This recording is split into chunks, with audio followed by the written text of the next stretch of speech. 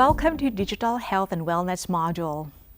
In the office, up on the street, down the subway, individuals are paying more attention to what's going on their screen than what's actually going on around them. This behavior is so common in the digital era. And joining me today are Ms. Suthida Grungraiwong, an expert in ergonomics, and Associate Professor Dr. Sirisak Sunthornchai from School of Health Science.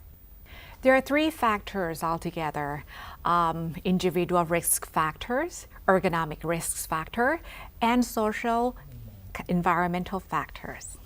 Let's begin with the first one, individual risk factors then. Professor?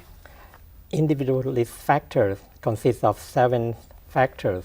The first one is age, gender. The second is overall health and fitness. The third, health habit. The fourth, work behaviors. The fifth, activity outside the workplace. And the sixth, personality traits and temperament related factors. And the last one is psychopathology. That sounds a little complicated. Would you tell us more about each one, please? For the first one, right, age and gender. Adolescent is a high risk group of developing problematic internet use and addiction due to high variability in developing cognition control and boundary setting skill. Mm-hmm. For empirical data, males are more susceptible to develop internet addiction. I see. Neuroimaging studies show that stronger activation and connectivity of regions associated with a mesocortical limbic reward system. That system related to nervous system among males relative to females. The second one is overall health and fitness, right? It means that they have a problem of physical and mental health, and fitness, that the overeating or lack of exercise lead to obesity.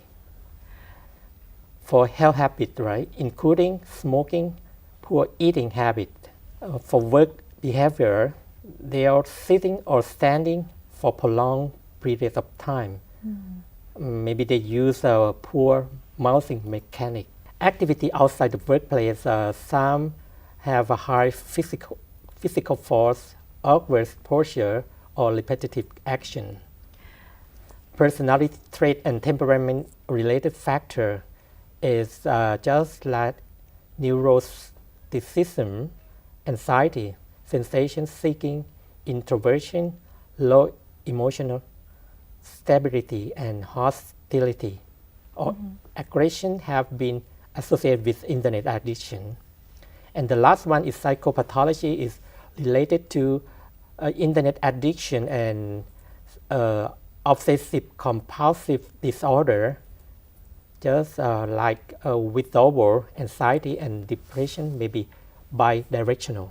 These are like amazing pieces of information that would show us something as small as posture to the brain work then matters in the causes and effects of internet addiction. So thank you very much then. So let's move on to ergonomic risk factors. Okay, please. Yes, for the ergonomic risk factors, there will be 6 risk factors. First one is type of digital device. Second is type of use. Third one is the duration and frequency of use. And the fourth one is posture of users. The fifth is human-device interaction techniques. And the last one is workstation and environment. Oh, so how would you explain each one? And, does it mean that we have to change all of these? Yes, I will tell you more detail. Such as the first one is the type of digital device. The big ergonomic shortcoming with tablets is that keyboard, mouse, and the screen are all on the same device.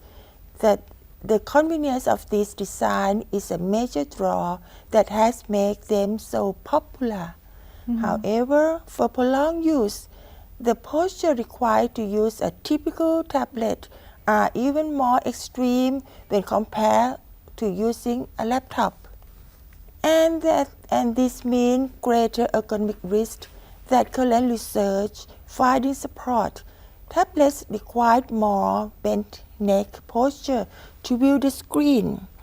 This fact is in addition to the mechanical demand in the neck can increase 3 to 5 times during seated tablet computer use versus a seated neutral posture.